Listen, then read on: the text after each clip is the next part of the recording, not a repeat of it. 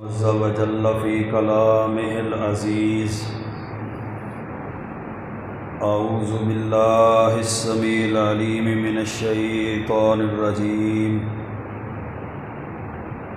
من همزه ونفخه ونفثه.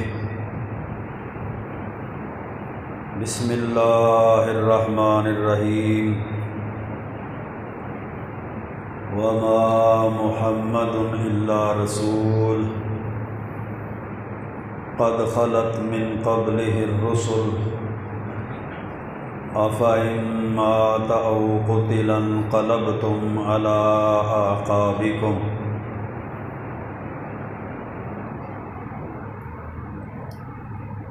وقال الله عز وجل في مقام آخر: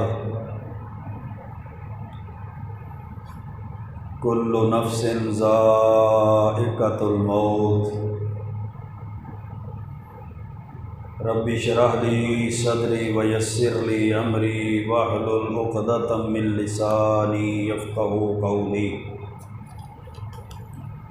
رب زدني علما سبحانك لا علم لنا الا ما علمتنا انك انت العليم الحكيم. اللهم صل وسلم على نبينا محمد وعلى آلہ وبارک وسلم وصلی علیہ.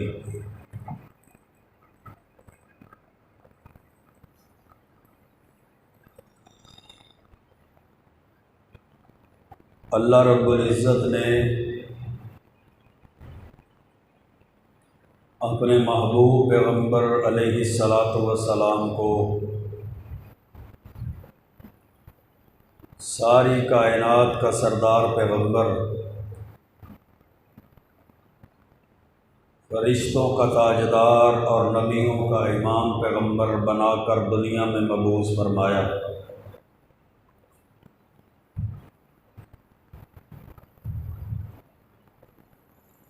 تمام انسانوں میں سے سب سے زیادہ فضیلت، عظمت عطا فرمائی آپ کی سیرت اور زندگی سب سے پاکیزہ سیرت اور سب سے پاکیزہ زندگی ہے.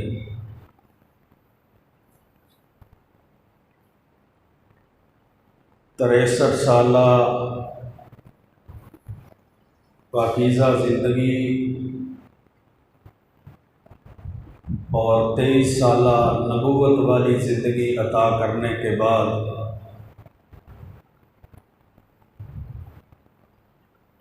اللہ رب العزت نے اپنے محبوب پیغمبر علیہ الصلاۃ والسلام کو دنیا سے واپس اپنے پاس بلا لیا.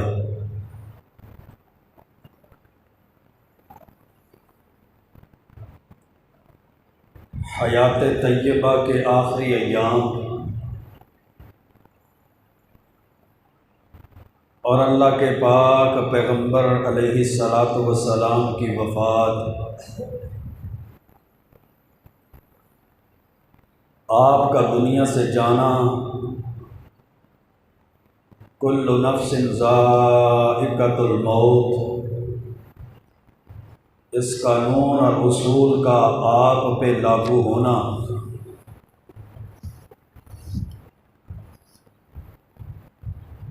پچھلے خطبہ جمعۃ المبارک کے اندر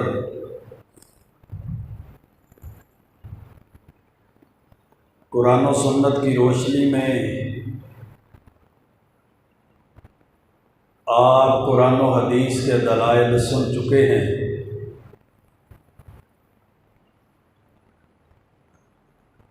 کہ اللہ تعالیٰ کے اس قانون سے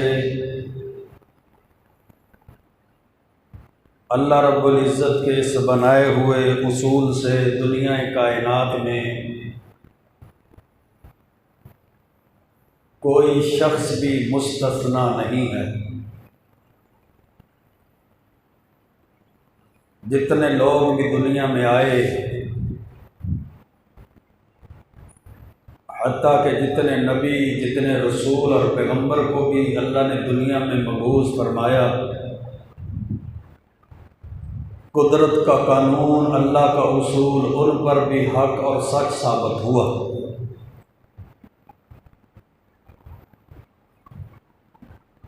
اللہ تعالیٰ نے اپنے محبوب اور آخری پیغمبر کو سیرت اور زندگی بہترین عطا فرمائی، اور آپ کی پاکیزہ زندگی کے آخری ایام بھی بہترین تھے۔ آپ کی سیرت کو دنیا کائنات والوں کے لیے اللہ نے اسوہ حسنہ، معیار، کسوٹی اور پیرامیٹر بنایا۔ آپ کی سیرت ایک مسلمان اور مومن کے لیے بہترین نمونہ ہے، نہ صرف دنیا کی کامیابی کے لیے، بلکہ اگر کوئی شخص یہ چاہتا ہے کہ دنیا کے ساتھ اس کی آخرت بھی کامیاب ہو جائے، برزخی اور قبر والی زندگی میں بھی وہ نجات اور کامیابی کو حاصل کر لے، تو اسے اللہ کے پیارے پیغمبر علیہ الصلاۃ والسلام کی سیرت پر، آپ کے طریقے اور آپ کے راستے پر چلنا پڑے گا۔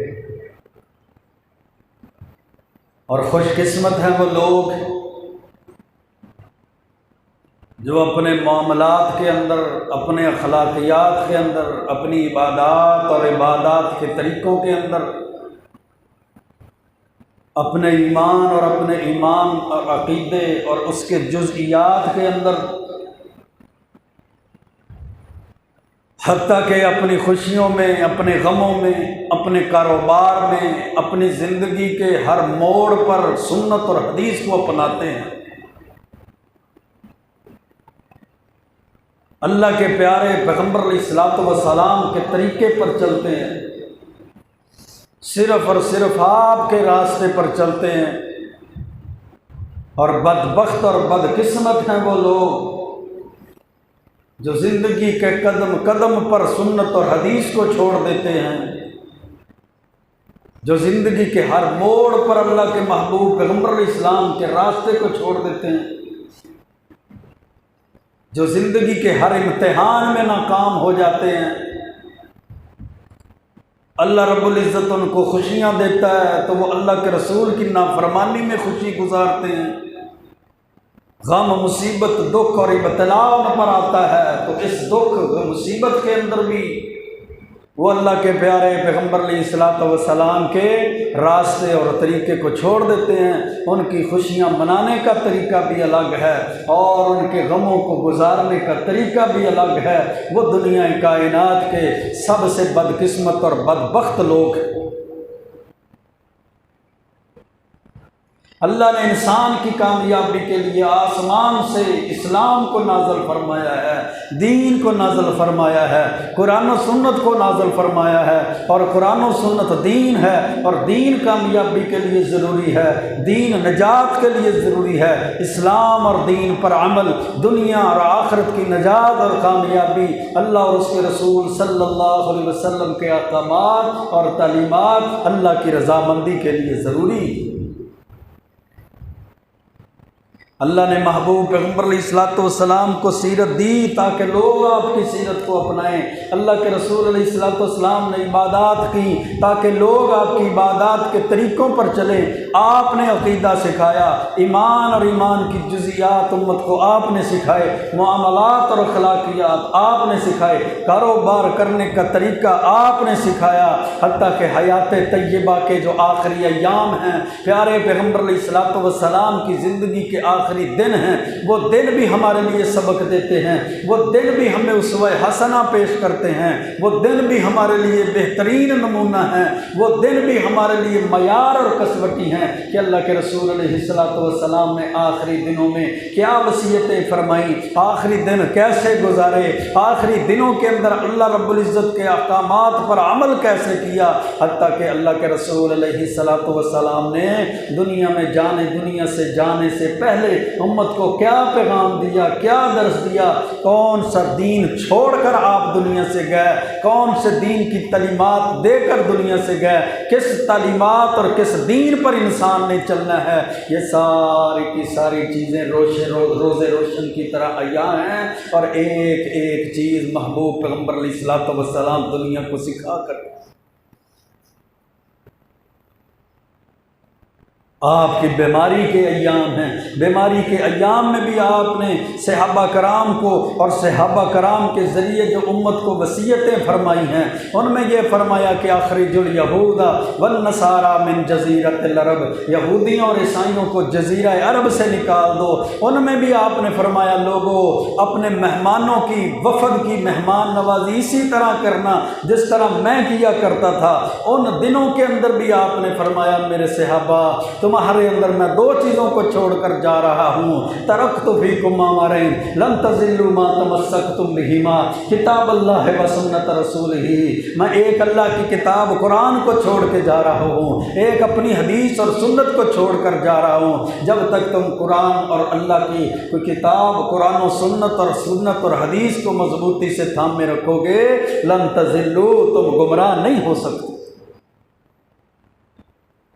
ان دنوں میں بھی آپ نے لوگوں کو حکم دیا الصلاۃ وما ملکت ایمانکم، لوگوں اپنی نمازوں کا بھی خیال رکھنا، اپنے غلاموں کا، خادموں کا، اپنے نوکروں کا، اپنے ملازموں کا بھی خیال رکھنا۔ پھر اسی دن یہ 9 ربیع الاول کا دن تھا، مغرب کی نماز اللہ کے رسول علیہ السلام نے مسجد نبی کے اندر صحابہ کرام رضوان اللہ علیہم اجمعین کو پڑھائی، نماز پڑھا کر بیٹھ گئے، صحابہ کرام آپ کے ارد گرد جمع ہو گئے، تشریف فرما ہوئے، صحابہ سے فرمانے لگے میرے صحابہ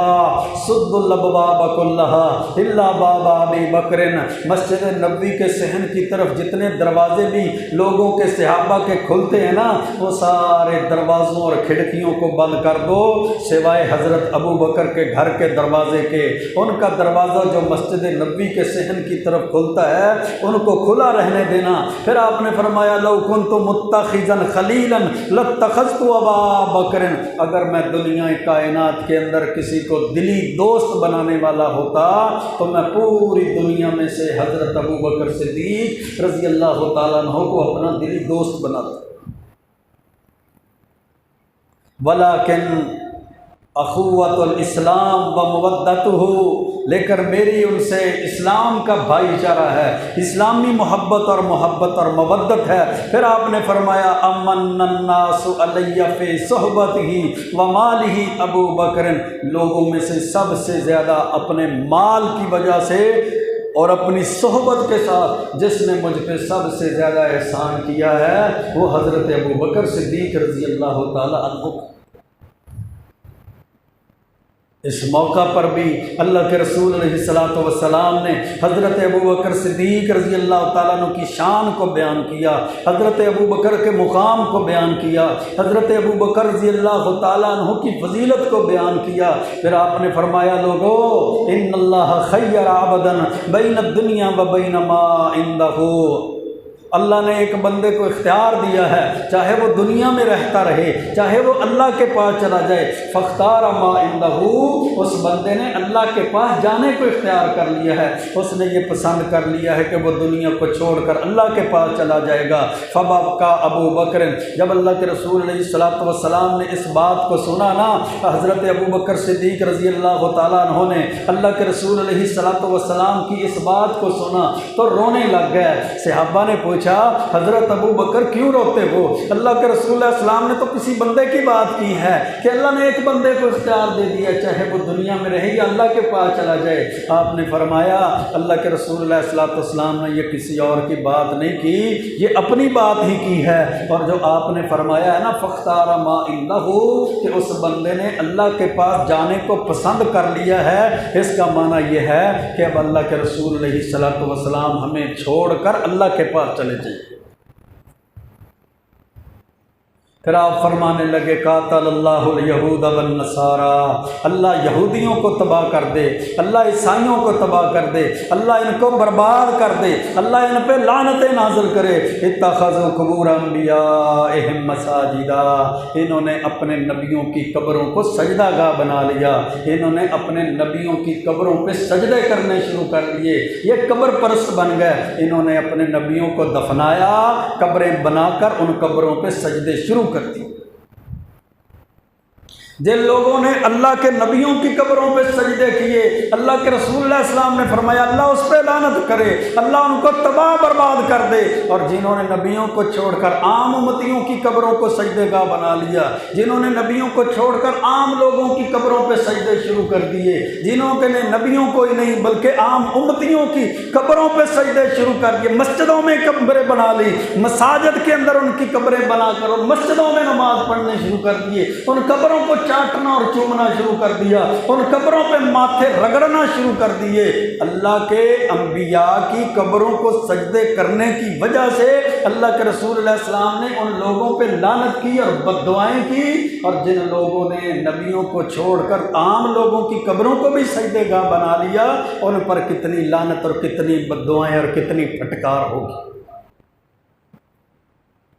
صحیح البخاری کی حدیث ہے، اللہ کے رسول علیہ السلام نے ان لوگوں کے بارے میں فرمایا اولئک اذا مات فیہم الرجل الصالح، یہ بدقسمت بدبخت اور بندے ایسے ہیں کہ جب ان میں کوئی نیک بندہ فوت ہو جاتا یہ اس کی قبر بناتے، اس کی قبر پر مسجد بنا لیتے، اس کی قبر کو سجدہ گاہ بنا لیتے، بنوا علی قبرہ مسجدا، اس کی قبر پر مسجد بنا۔ اللہ کے رسول علیہ السلام نے ایسی مسجدوں میں نماز پڑھنے سے ہی منع فرما دیا جن کے اندر مسجدیں بنائی گئی، اور مسجدوں اور ایسے جناب جن کی قبروں پر مسجدیں بنائی گئی، اللہ کے رسول اللہ علیہ السلام نے ایسی مسجدوں پر نماز پڑھنے سے بھی منع فرما دیا اور قبروں کو سجدہ گاہ بنانے سے بھی منع فرما دیا۔ اور آپ نے فرمایا یہ بدبخت لوگ تو ایسے ہیں کہ جب ان میں کوئی نیک بندہ فوت ہو جاتا یہ اس کی قبر کو سجدہ گاہ بنا لیتے، سجدے کرنے شروع کر دیتے۔ اولئک هم شر البریہ، یہ سب سے بدترین مخلوقات ہیں۔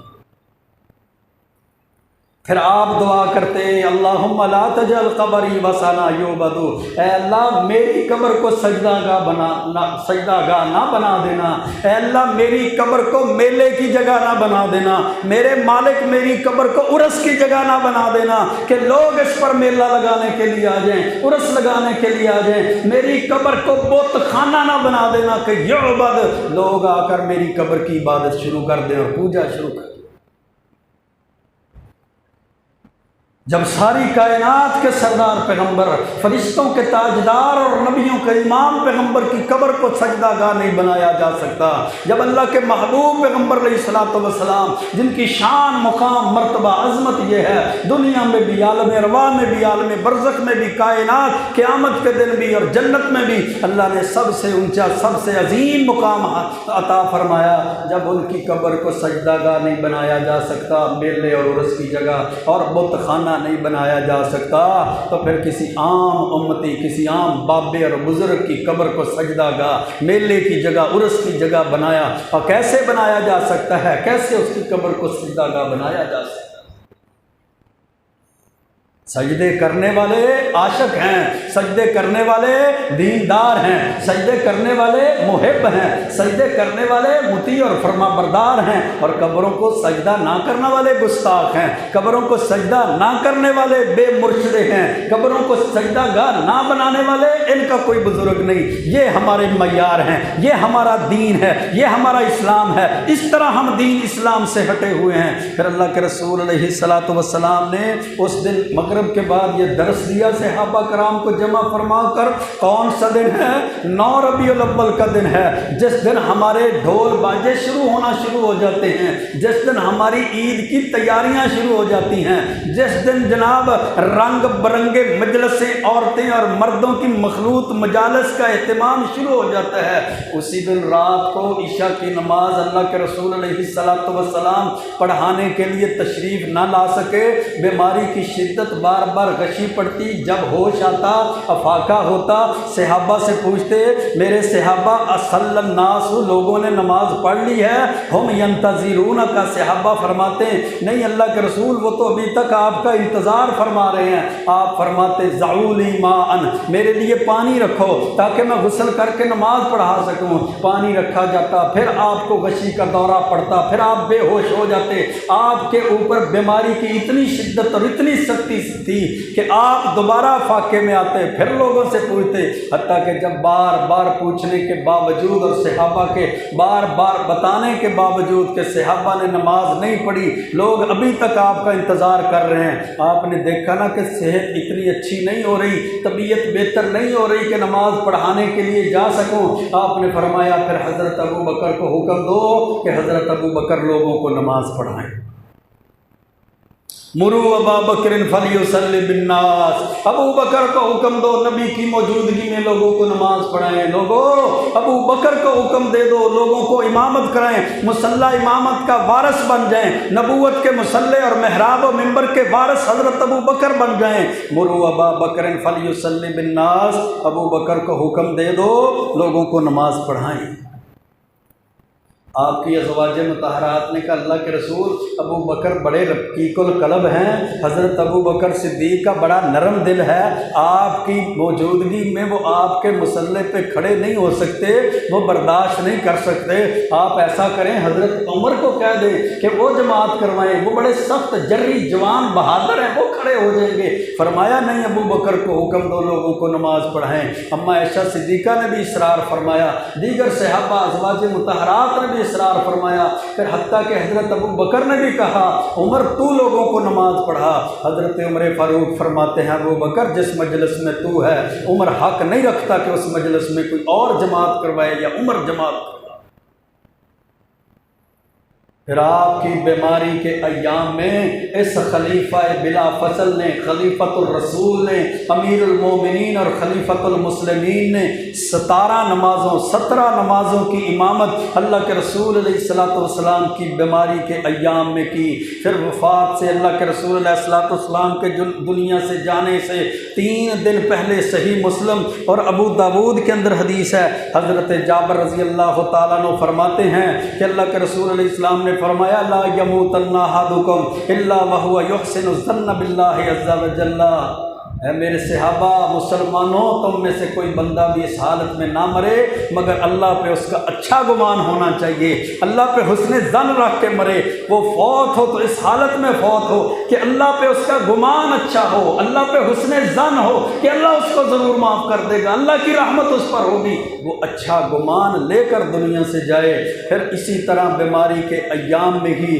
بیماری کے دنوں میں بھی آپ کے ایام میں یہ دن گزرتے چلے گئے، حتیٰ کہ صحیح البخاری کی حدیث ہے آپ کی وفات پاک سے 1 دن قبل آپ کی طبیعت میں کچھ بہتری آئی، طبیعت میں کچھ افاقہ ہوا، بیماری کی شدت کچھ کم ہوئی، اللہ کے رسول علیہ السلام 2 آدمیوں کے کندھوں پر ہاتھ رکھ کر بازو رکھ کر حجرہ عائشہ سے، اماں عائشہ کے حجرہ سے اللہ کے رسول علیہ السلام مسجد نبوی میں تشریف لائے، اور آپ کے نماز کی طرف آنے کی حالت یہ تھی کہ آپ کے پاؤں زمین پر لکیر کھینچ رہے تھے، اس حالت میں بھی آپ نے نماز نہیں چھوڑی، اس تکلیف اور شدت اور پریشانی اور دکھ بیماری کے عالم میں بھی آپ نے نماز نہیں چھوڑی، اور صحابہ کو امت مسلمہ کو بھی نماز کا حکم دیا۔ آج ذرا سا سر درد ہوتا ہے ہمیں اور ہماری نمازیں چھوٹ جاتی ہیں، دوستوں کی مجالس کی وجہ سے نمازیں چھوٹ جاتی ہیں،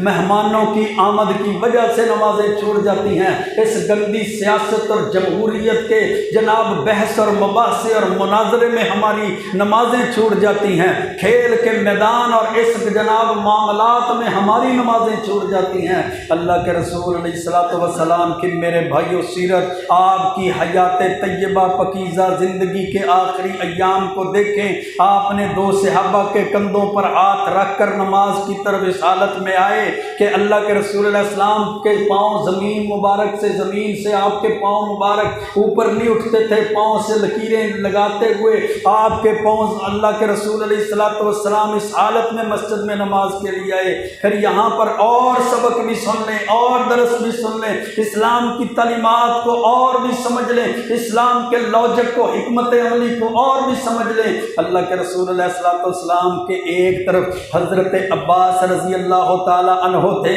جو آپ کے معزز اور مکرم چچا تھے، ان کے کندھے پر آپ نے ہاتھ رکھا ہوا تھا۔ دوسری طرف شیر خدا حیدر کرار حضرت علی المرتضی رضی اللہ تعالی عنہ تھے جو آپ کے چچا کے بیٹے تھے، آپ کے دنیا آخرت میں بھائی تھے۔ آپ نے اس کے کندھے پر، ان کے کندھے پر ہاتھ رکھا ہوا تھا۔ اسی حالت میں آپ مسجد میں آئے، جماعت کھڑی تھی، نماز پڑھائی جا رہی تھی، حضرت ابو بکر صدیق رضی اللہ تعالیٰ عنہ جماعت کروا رہے تھے۔ اللہ کے رسول علیہ الصلوۃ والسلام جب تشریف لائے، اللہ کے رسول علیہ الصلوۃ والسلام کی آمد پر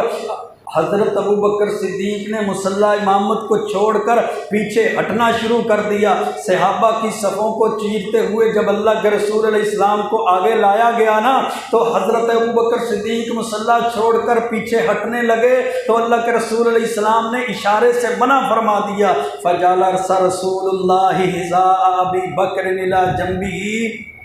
اللہ کے رسول اللہ علیہ السلام حضرت ابو بکر کے ایک جانب مصلی پر نیچے بیٹھ گئے، حضرت ابو بکر کھڑے ہو کے نماز پڑھاتے رہے، صحابہ کرام حضرت ابو بکر کی اقتداء میں نماز پڑھتے رہے۔ حضرت ابو بکر صدیق اللہ کے رسول کی اقتداء میں نماز پڑھ رہے تھے، اللہ کے رسول حضرت ابو بکر کو امامت کروا رہے تھے، حضرت ابو بکر صدیق لوگوں کو امامت کروا رہے تھے۔ فکان ابو بکر یصلی بصلاۃ رسول اللہ والناس یصلون بصلاۃ ابی بکر، اللہ کے رسول اللہ صلی اللہ علیہ وسلم نے حضرت عباس کو بھی صفوں میں شامل کر دیا، حضرت علی کو بھی صفوں میں شامل کر دیا، خود حضرت ابو بکر کے امام بن گئے اور حضرت ابو بکر کو سارے صحابہ کا امام بنا دیا، حتیٰ کہ اہل بیت کا بھی امام بنا دیا، آل رسول کا بھی امام بنا دیا، اپنے خاندان کا بھی امام بنا دیا۔ کون سا سبق امت کو دے دیا آخری نمازوں میں کہ اللہ کے رسول علیہ الصلوۃ والسلام نے واضح اشارہ کر دیا کہ اللہ کے رسول علیہ الصلوۃ والسلام حضرت ابو بکر کے امام ہیں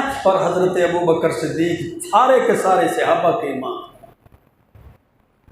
حضرت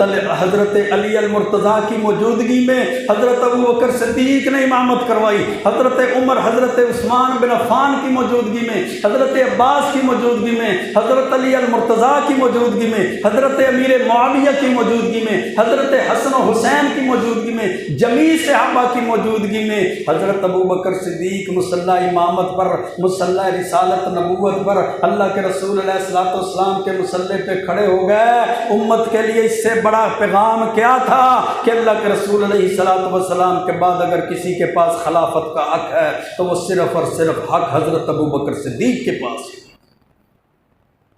ورنہ کہنے والے کہہ سکتے تھے اللہ کے رسول حضرت علی موجود ہیں، حضرت علی صحابہ میں موجود ہیں، حضرت عباس موجود ہیں، آپ کے اہل بیت، آپ کے آل رسول، آپ کی آل موجود ہے، آپ حضرت ابو بکر کو پیچھے کیجئے، ان کو کھڑا کر دیجئے تاکہ ہمیں بھی آپ کے دنیا سے جانے کے بعد پتہ چلے کہ آپ کے بعد خلافت کس کو ملنی ہے، آپ کے بعد آپ کا جانشین کس نے بننا ہے، آپ کے بعد آپ کا خلیفہ کس نے بننا ہے۔ میرے بھائیوں اتنی عظمتیں ہیں کیونکہ اللہ کے رسول علیہ الصلوۃ والسلام نے فرما دیا تھا امن الناس علی فی صحبتہ ومالہ ابو بکر،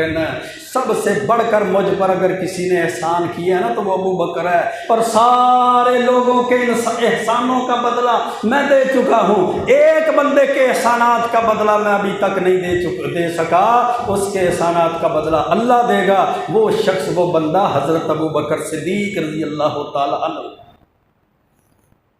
یہ فضیلتیں ہیں۔ آج میلاد النبی کے نام پر آج آپ حیران ہوں گے، آپ پریشان ہوں گے۔ جشن عید میلاد النبی کے نام پر 12 ربیع الاول کو جلوس نکلتے ہیں۔ اوکاڑا کے شہر اور سرزمین پر ایک بزرگ، ایک بابے کو سفید داڑھی لگا کر اب جناب علی میلاد النبی کے جلوس میں شامل کیا گیا۔ کچھ عورتوں کو برقعے پہنا کر شامل کیا گیا۔ ایک عورت کو گھوڑے پر بٹھا کر اس کی جناب نکیل مردوں نے پکڑی، اس کو چلایا گیا اور کہا گیا یہ جو سفید داڑھی والا بابا ہے یہ جشن عید میلاد النبی کے جلوس میں حضرت ابوبکر صدیق شامل ہوئے ہیں، اور یہ جناب جو عورت بیٹھی ہے نا گھوڑے کے اوپر، یہ اماں عائشہ صدیقہ اس جلوس میں شامل ہوئی ہے۔ حضرت ابوبکر کی شبیہ کو بنایا گیا، حضرت اماں عائشہ کی شبیہ کو بنایا گیا، صحابہ کرام اور صحابیات کی شبیہ کو بنایا گیا۔ یوں تو ہر سال یہ بدعت، یہ خرافات میں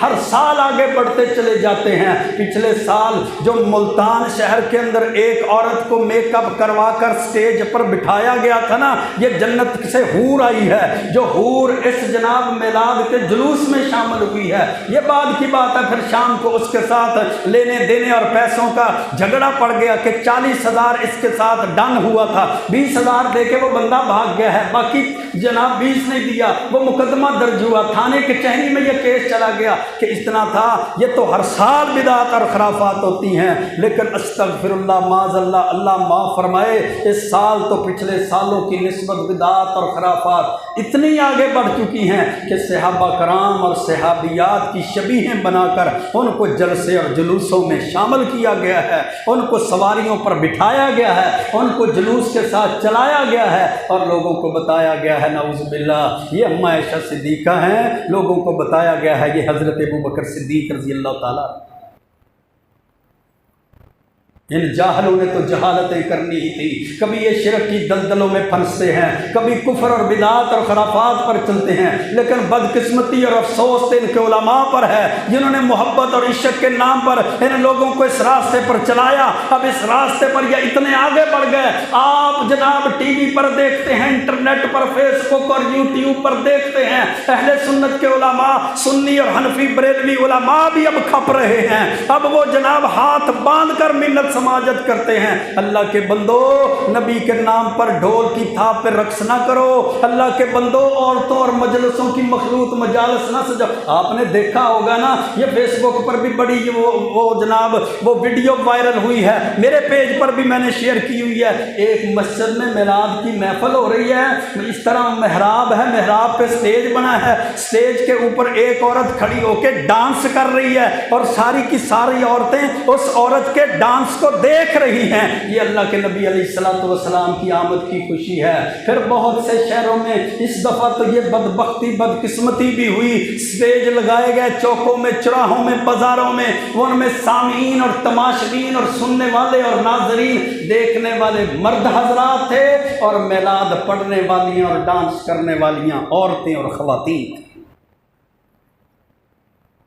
حضرت ابوبکر کی شان اتنی زیادہ ہے، حضرت ابوبکر کا تو مقام اتنا زیادہ تھا کہ جس مجلس میں ابوبکر موجود ہوتے تھے اس مجلس میں کسی اور صحابی کو امامت کا حق نہیں ملتا تھا۔ اماں عائشہ کا شان مقام اتنا زیادہ تھا کہ اللہ کے رسول علیہ الصلوۃ والسلام نے آخری ایام میں اپنی دیگر ازواج مطہرات سے اجازت طلب کی کہ مجھے اجازت دے دو، میں حجرہ عائشہ میں اپنی زندگی کے آخری ایام گزارنا چاہتا ہوں، میں اماں عائشہ کے پاس اپنے ایام گزارنا چاہتا ہوں۔ لیکن دیکھیں بدقسمتی اسلام کو چھوڑنے کی وجہ سے، بدبختی اسلام کو چھوڑنے کی وجہ سے، قرآن و سنت کو چھوڑنے کی وجہ سے، جہالت، کفر، بدعات، خرافات کی دلدلوں اور نجاستوں میں مسلمان اس قدر گر چکے ہیں کہ عشق اور محبت کے نام پر جگہ جگہ چوکوں اور چراہوں میں اللہ کے رسول اور اہل بیت کی شان میں گستاخیاں ہو رہی ہیں۔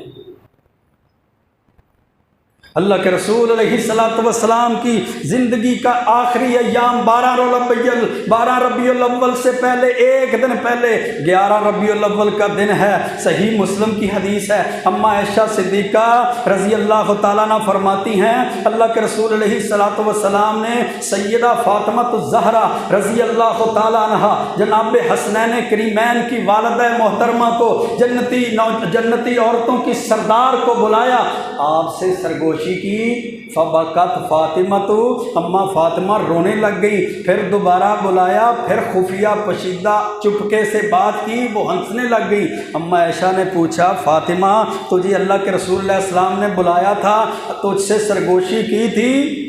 تو رونے لگ گئی، پھر تجھ سے سرگوشی کی، فضاحکتی تو ہنسنے لگ گئی۔ فرمایا سارانی فاخبرنی بموتہ، میرے بابا اللہ کے رسول علیہ السلام نے مجھے بلایا اور اپنی موت کی مجھے خبر دی کہ فاطمہ میں دنیا سے چلا جاؤں گا، موت کا حکم مجھ پر نازل ہونے والا ہے، اس لیے میں نے رونا شروع کر دیا۔ ثم سارانی، آپ نے پھر مجھے بلایا، پھر میرے ساتھ سرگوشی کی، میرے کان میں چپکے سے بات کی، خبر دی انی اول من یتبعہ من اہلی فضحکت، آپ نے مجھے خبر دی سب سے پہلے میری تجھ سے ملاقات ہوگی یا تیری سب سے پہلے میرے ساتھ ملاقات ہوگی، اس وجہ سے آپ کی ملاقات کی وجہ سے میں ہنسنا شروع کر دیا۔ سیدہ فاطمہ رضی اللہ تعالیٰ عنہا کی میرے بھائیوں کتنی شان مقام ہے، حضرت علی المرتضیٰ رضی اللہ تعالیٰ عنہ کی زوجہ محترمہ ہیں، لخت جگر رسول اللہ ہیں، اللہ کے محبوب پیغمبر علیہ السلام کے جگر کا ٹکڑا ہیں، حسنین کریمین کی والدہ مکرمہ محترمہ طیبہ طاہرہ ہیں۔ اللہ کے رسول علیہ السلام نے یہ فضیلت بھی دی تھی، فاطمہ سیدۃ نساء اہل الجنہ، جنتی عورتوں کی سرداری اللہ نے میری بیٹی حضرت فاطمہ رضی اللہ تعالیٰ عنہ کو دی۔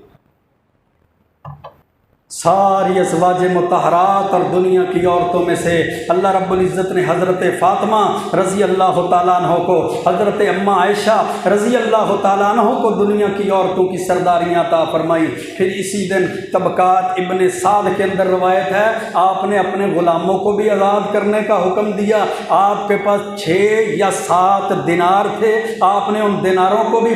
صدقہ کر دیا۔ پھر صحیح بخاری کی حدیث ہے اللہ کے رسول علیہ السلام کی بیماری کی شدت، سخت تکلیف اور بے قراری اور بیماری کی حالت میں آپ تھے، تو حضرت فاطمہ سیدہ فاطمہ نے آپ کو دیکھا اور کہنے لگی واہ کرب اباہو، ہائے میرے ابا جان کے دکھ، ہائے میرے ابا جان کی مصیبتیں۔ آپ نے فرمایا لیس علی ابیک کرب بعد الیوم، فاطمہ آج کے بعد تیرے باپ پر کوئی دکھ باقی نہیں رہے گا، کوئی تکلیف اور کوئی مصیبت باقی نہیں رہے گی۔ اللہ کے رسول علیہ السلام کی تکلیف بڑھتی جا رہی تھی اور اس زہر کا اثر بھی آپ کے گلے میں، آپ کے یہاں سینے پر نمودار اور ظاہر ہونا شروع ہو گیا، جو خیبر میں گوشت کے اندر ڈال کر آپ کو ایک دعوت میں کھلایا گیا تھا۔ آپ فرما رہے تھے عائشہ ما ازال اجد علم الطعام، میں اس زہر اس کھانے کی تکلیف کو محسوس کر رہا ہوں، الذی اکلت خیبر، جو میں نے خیبر کے موقع پر کھایا تھا، وہذا اوان وجدت انقطاع ابہری من ذالک السمی، اور اب مجھے ایسے لگتا ہے کہ زہر کے اثر سے اب میری یہ رگے جان کٹ رہی ہے، اتنی اس زہر کی بھی مجھے تکلیف ہو رہی ہے، اتنی اس زہر کی بھی مجھے شدت اور پریشانی ہے۔ آپ پر اتنی شدت تھی بیماری کی، غم کی، تکلیف کی، آپ کبھی چادر مبارک کو اپنے چہرے پر لے لیتے، کبھی چہرے مبارک کو ننگا کر لیتے۔ اسی شدت تکلیف کے عالم میں پھر فرماتے ہیں لعن اللہ الیہود والنصارى اتخذوا قبور انبیاءہم مساجدا، اللہ یہودیوں پہ بھی لعنت کرے، اللہ عیسائیوں پہ بھی لعنت کرے، انہوں نے اپنے نبیوں کی قبروں کو سجدے گاہ بنا لیا۔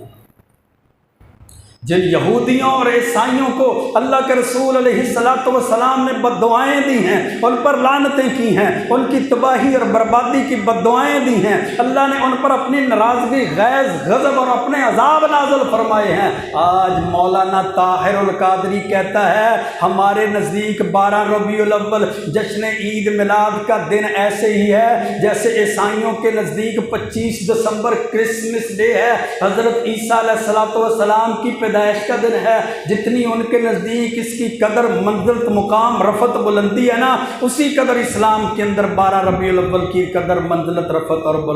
بلندی اور مقام ہے۔ موقع پر زندگی کے قدم قدم پہ ہر موڑ پر اللہ کے رسول نے فرمایا تھا صلی اللہ علیہ وسلم، خالف الیہود والنصارى، لوگوں یہودیوں عیسائیوں کی مخالفت کرتے رہنا، یہودیوں عیسائیوں کی مخالفت کرنا، یہودیوں اور عیسائیوں کے پیچھے نہ چل پڑنا، یہودیوں اور عیسائیوں کے طریقوں پر نہ چل پڑنا۔ آج علماء مولوی مسلمانوں کے راہبر رہنما قائد کہتے ہیں جس طرح عیسائیوں کے نزدیک دن معتبر ہے، اسی طرح ہمارے نزدیک ہم نے بھی اسی طرح اس دن کو منانا شروع کر دیا جس طرح عیسائی مناتے تھے۔ اللہ کے رسول علیہ الصلوۃ والسلام کی آپ کی تعلیمات، آپ کے راستے، آپ کے فرمودات کو ہم نے پسے پشت ڈال دیا، اپنی منمانی، اپنی خواہشات کی پوجا کو شروع کر دیا۔ پھر دن بھی کون سا منتخب کیا؟ جو اللہ کے رسول علیہ الصلوۃ والسلام کی وفات کا دن ہے، 12 ربیع الاول کا دن انتخاب کیا۔ وفات کے دن کا انتخاب جشن کے لیے کیا، عید کے لیے کیا، میلاد کے لیے کیا۔ ضیاء الحق کے دور تک 12 ربیع الاول کی چھٹی سرکاری یوم وفات کے نام کی ہوتی تھی، یوم وفات کے نام کی ضیاء الحق کے دور تک چھٹی ہوتی تھی، لیکن مولویوں نے سمجھا وفات کے نام پر پیٹ پوجا نہیں ہوگی، جشن مشن ٹشن نہیں ہوں گے، شیطان کی پیروی اور خواہشات کی پوجا نہیں ہوگی۔ اس دن کو تبدیل کر دیتے ہیں، اس دن کو بدل دیتے ہیں، اس دن کو بدل کر جناب 12 ربیع الاول یوم وفات کی بجائے یوم میلاد رکھ دیتے ہیں۔ معاذ اللہ، استغفر اللہ۔ دیکھو 12 ربیع الاول کون سا دن ہے؟ یہ 12 ربیع الاول ہے، مدینے پر جناب قیامت کا سما ہے۔ یہ وہ 12 ربیع الاول ہے جس 12 ربیع الاول کے دن تمہارے بڑے بڑے شہروں میں جناب بینڈ باجے کے مقابلے شروع ہو جاتے ہیں۔ یہ وہ 12 ربیع الاول کا دن ہے جس دن مولوی بھی ڈھول کی تھاپ پہ رقص شروع کر دیتے ہیں۔ یہ وہ 12 ربیع الاول کا دن ہے جس دن مسجدیں ویران اور جناب چوک اور چوراہے اور جناب وہ بازار سج جاتے ہیں، جس دن عورتوں اور مردوں کی مخلوط مجالس لگ جاتی ہیں۔ آپ انٹرنیٹ پر، یوٹیوب اور فیس بک پر ذرا سرچ کر کے تو دیکھیں، ان بدبختوں نے مسجدوں کے سامنے سٹیج لگائے، وہاں عورتوں کے ڈانس کروائے، وہاں خسروں کے ڈانس کروائے، وہاں مردوں نے ڈھول کی تھاپ پر رقص کیا، عرس منایا گیا، میلہ لگایا گیا۔ اللہ کے رسول علیہ الصلوۃ والسلام کے عشق پر، آپ کی محبت کے آڑ میں آپ کی گستاخیاں کی گئی، حضرت ابو بکر کی شبیہ بنائی گئی، حضرت اماں عائشہ اور صحابیات کی شبیہ بنائی گئی۔ ان شبیہات کو ایسا سجایا، نعوذ باللہ کہ صحابہ کرام اس مجلس میں ہیں، نعوذ باللہ صحابیات اس مجلس اور جلوس میں آ چکے ہیں۔ یہ وہ دن ہیں، اماں عائشہ فرماتی ہیں اللہ کے رسول علیہ الصلوۃ والسلام کی زبان پر کیا الفاظ ہے، اتنی تکلیف، آپ اپنے ہاتھوں کو پانی میں ڈالتے، اپنے چہرہ مبارک پہ ملتے اور فرماتے لا الہ الا اللہ ان للموت سکرات۔ اللہ کے لیے، اللہ کے علاوہ کوئی عبادت کے لائق نہیں ہے، اللہ کے علاوہ کوئی معبود برحق نہیں ہے، ان للموت سکرات۔ یہ مدینے کا 12 ربیع الاول ہے، یہ محبوب پیغمبر کی زندگی کا 12 ربیع الاول ہے، یہ اہل بیت کا 12 ربیع الاول ہے، یہ حجرہ عائشہ کا 12 ربیع الاول ہے، یہ اماں فاطمہ الزہرا رضی اللہ تعالی عنہا کا 12 ربیع الاول ہے، یہ اماں عائشہ صدیقہ مومنوں کی ماں کا 12 ربیع الاول ہے۔ فرماتی ہیں بار بار پانی میں ہاتھوں کو بھگوتے، چہرے پر ملتے، چہرے پر ہاتھوں کو پھیر لیتے اور فرماتے ان للموت سکرات۔ موت کے لیے بڑی سختیاں ہیں، موت کی بڑی تکلیفیں ہیں، موت کی بڑی سختیاں ہیں، یا اللہ موت کی بڑی سختیاں ہیں۔ مسواک کی خواہش کی، حتیٰ کہ حضرت عبد الرحمن، اماں عائشہ فرماتی ہیں میرا بھائی عبد الرحمن بن ابی بکر میرے حجرے میں آیا، مسواک کر رہا تھا، آپ نے اس کی طرف دیکھا، میں سمجھ گئی مسواک کو طلب کر رہے ہیں، میں نے مسواک لی، آگے سے اس کو توڑا، اس کو چبا کر نرم کیا، اللہ کے رسول علیہ السلام کی خدمت میں پیش کر دیا۔ آپ نے نرم کی ہوئی مسواک کو جناب کرنا شروع کر دیا، فاستن بہ وہو مستند الی صدری۔ صحیح بخاری کی حدیث کو پڑھ کر دیکھیے، اماں عائشہ فرماتی ہیں اللہ کے رسول علیہ السلام میرے سینے پر ٹیک لگا کے بیٹھے ہوئے تھے، مسواک کر رہے تھے، فجمع اللہ بین ریقی و ریقہ، اللہ نے آخری وقت اللہ کے رسول علیہ الصلوۃ والسلام کے آخری وقت میں میرے تھوک اور آپ کے لعاب کو جمع کر دیا فی آخری یوم من الدنیا، یہ اللہ کے رسول علیہ الصلوۃ والسلام کا دنیا میں آخری دن تھا، وَأَوَّلُ يَوْمٍ مِّنَ الْآخِرَةِ، اور آخرت کا یہ پہلا دن تھا۔ یہ 12 ربیع الاول کا دن ہے میرے بھائیوں۔ اماں عائشہ صدیقہ رضی اللہ تعالیٰ عنہ فرماتی ہیں کہ اللہ کے رسول علیہ الصلوۃ والسلام نے اس طرح آسمان کی طرف، کمرے کی، حجرے کی چھت کی طرف اپنی آنکھوں کو بلند کیا، آپ کی آنکھیں اٹھ گئی، آپ کا ہاتھ بلند تھا، لا الہ الا اللہ پڑھ رہے تھے، اللہم فی الرفیق الاعلیٰ کی دعائیں کر رہے تھے اور کہہ رہے تھے اللہم اغفر لی ورحمنی، اے اللہ مجھے معاف کر دے، اے اللہ مجھ پہ رحم فرما دے، والحقنی بالرفیق الاعلیٰ، اللہ مجھے اعلیٰ ساتھیوں کے اندر شامل کر دینا۔ آپ کا ہاتھ اسی طرح نیچے آیا، آپ کی آنکھیں چھت کی طرف بلند ہوئی، حتیٰ کہ آپ کی روح آپ کے پاکیزہ جسم سے قبض ہو گئی، فوت ہو گئے۔ مات النبی صلی اللہ علیہ وسلم، اللہ کے رسول علیہ الصلوۃ والسلام کی وفات ہو گئی۔ وَإِنَّهُ لَبَيْنَ حَاقِنَتَيْ وَزَاقِنَتَيْ، آپ میری ہنسلی اور ٹھوڈی کے درمیان تھے اور آپ پر موت کی اتنی سختی اور شدت تھی، فلا اکرہ شدت الموت لأحد ابدا بعد النبی، کہ میں پھر اللہ کے رسول علیہ الصلوۃ والسلام کی موت کے بعد میں نے دنیا میں کسی کے لیے موت کی شدت کو محسوس ہی نہیں کیا۔ میں سمجھ گئی کہ اللہ کے رسول علیہ الصلوۃ والسلام دنیا سے جا چکے ہیں، اللہ کے رسول داغ مفارقت چھوڑ چکے ہیں، اپنے خالق حقیقی کے پاس جا چکے ہیں۔ آپ نے یہ جو ارشاد فرمایا تھا نا، ان اللہ خیر عبدا بین الدنیا، کہ اللہ نے ایک بندے کو اختیار دیا ہے دنیا میں رہے چاہے وہ اللہ کے پاس چلا جائے، فاختار ما عنده، اس اللہ کے بندے نے اللہ کے پاس جانے کو اختیار کر لیا ہے، وہ آج اللہ کے پاس جانے کا وقت آ گیا ہے۔ کل نفس ذائقۃ الموت، اللہ کا قانون اور اصول سچ ثابت ہو گیا ہے۔ وما محمد الا رسول، محمد کریم صلی اللہ علیہ وسلم اللہ کے رسول ہیں۔ قد خلت من قبلہ الرسل، آپ سے پہلے بھی بہت سے رسول گزر چکے ہیں۔ افإن مات او قتل انقلبتم علی اعقابکم، کیا یہ فوت ہو جائیں یا شہید کر دیے جائیں، اے صحابہ کیا تم ایڑیوں کے بل ان کے راستے کو چھوڑ جاؤ گے؟ اماں فاطمہ کو پتہ چلا، فرط غم سے، شدت علم کی وجہ سے فرما رہی تھی، یا ابتاہ اجاب رب بندہ ہو، اے ابا جان آپ نے اب اپنے رب کی بات کو قبول کیا، یا ابتا ہو من جنت الفردوس ماوا ہو، اللہ نے آپ کا ٹھکانہ جنت الفردوس میں بنا دیا، یا ابتا ہو الی جبریل ننعا ہو، جبریل نے ہمیں آپ کی موت کی خبر دے دی ہے۔ پھر فرمایا صبت علی مصائبا لو انہا صبت الایام سرن لیالیا، اللہ کے رسول علیہ الصلوۃ والسلام کی وفات، آپ کی پاکیزہ موت کی وجہ سے مجھ پہ جو مصیبتیں، تکلیفیں، پریشانیاں آئی ہیں نا، یہ اتنا بڑا غم ہے، اتنی بڑی شدت ہے، اتنی بڑی تکلیف اور پریشانی ہے، یہ دنیا کی ساری پریشانیوں میں سے سب سے بڑی پریشانی ہے، یہ دنیا کے سارے فتنوں میں سے بڑا فتنہ ہے، یہ قیامت کی بھی نشانی ہے کہ اللہ کے رسول علیہ الصلوۃ والسلام دنیا سے چلے جائیں گے۔ یہ تو اتنا بڑا غم ہے کہ دنیا کا کوئی غم اس غم کا مقابلہ نہیں کر سکتا۔ اماں فاطمہ فرماتی ہیں اللہ کے رسول علیہ الصلوۃ والسلام کی وفات کے غم کی وجہ سے مجھ پہ اتنی مصیبتیں ٹوٹی، اگر وہ مصیبتیں ان دنوں پر ڈال دی جائیں، دن بھی اپنی روشنی کو ختم کر کے راتوں میں تبدیل ہو جائیں۔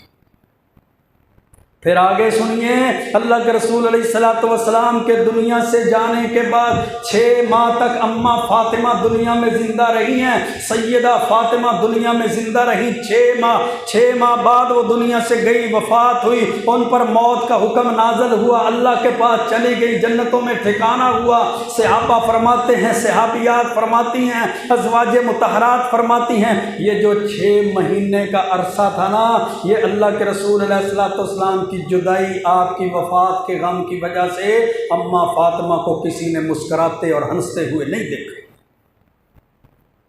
یہ تو آج کے مولویوں کا جگرا ہے نا، یہ آج کے بابوں کا، آج کے بزرگوں، پیروں، فقیروں کا، خواہش کے پجاریوں، قائدین کا جگرا ہے۔ وہ صحابہ کرام آپ کی آل، آپ کی اولاد، آپ کی ازواج مطہرات آپ کی جدائی میں رو رہے ہیں، یہ آپ کی جدائی میں ڈانس کر رہے ہیں، وہ آپ کی جدائی میں آنسو بہا رہے ہیں، یہ آپ کی جدائی میں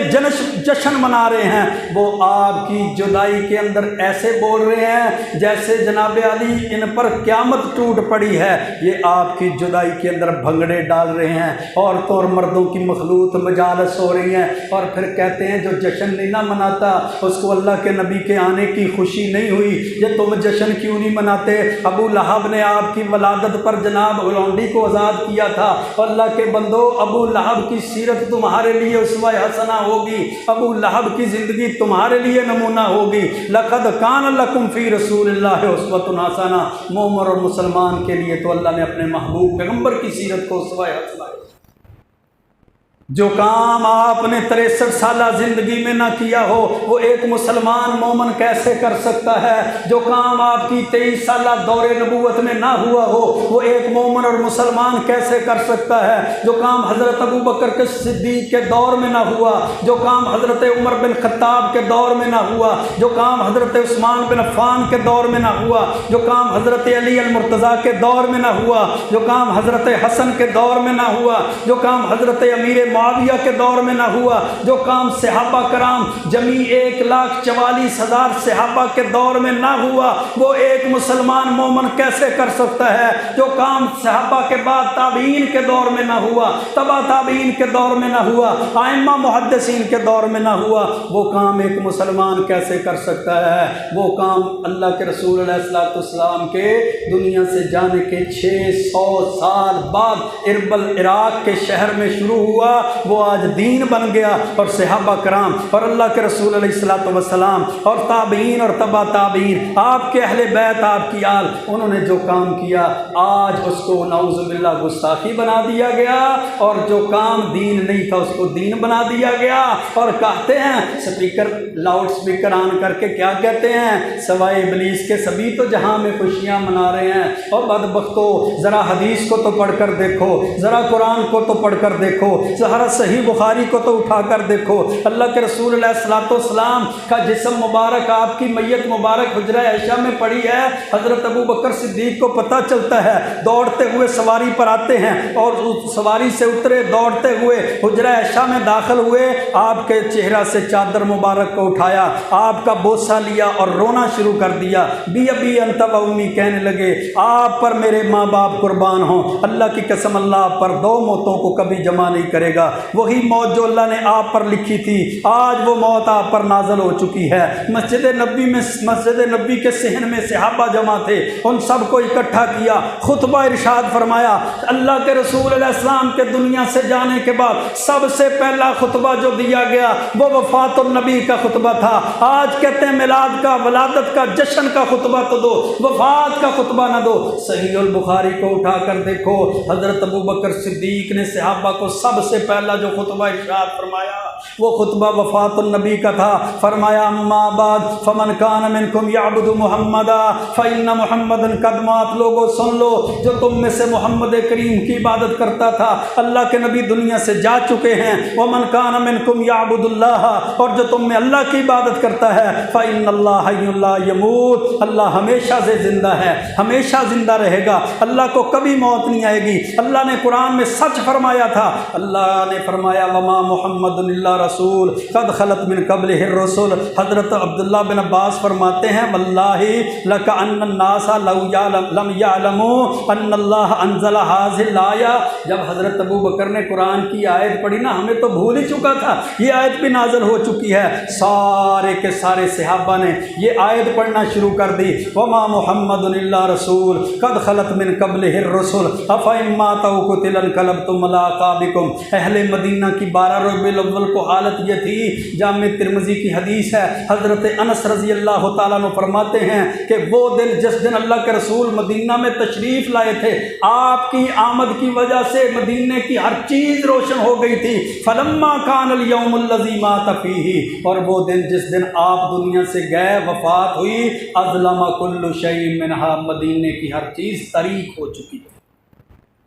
مدینے کی ہر چیز طریق ہو چکی تھی، آپ کا دنیا سے جانا مدینے کی، دنیا کائنات کی ہر چیز کو طریق کر دیتا ہے۔ یہ تو سب سے بڑا غم تھا، یہ تو سب سے بڑی تکلیف تھی، یہ تو سب سے بڑا فتنہ تھا جو اللہ کے رسول علیہ الصلوۃ والسلام کی پاکیزہ وفات کی صورت میں مسلمانوں پہ نازل ہوا۔ آج دین کو سمجھنے کی ضرورت ہے میرے بھائیوں، بدعات اور خرافات سے بچنے کی ضرورت ہے۔ اگر اللہ کے رسول سے سچی محبت ہے، اگر اللہ کے رسول علیہ الصلوۃ والسلام سے سچی محبت ہے، تو پھر آپ کے طریقے کو، آپ کے راستے کو اپنانا پڑے گا۔ ازواج مطہرات، آپ کی اہل بیت، آپ کی آل صحابہ کرام کے طریقے کو اپنانا پڑے گا، جس طرح انہوں نے اللہ کے رسول علیہ الصلوۃ والسلام کی زندگی اور آپ کی زندگی کے بعد آپ کی سیرت کو اپنایا۔ وہی سیرت، وہی زندگی ہمارے لیے بھی نمونہ ہے۔ کروڑوں رحمتیں نازل ہوں اللہ کے محبوب پیغمبر علیہ الصلوۃ والسلام پر، کروڑوں رحمتیں نازل ہوں آپ کی پاکیزہ آل پر،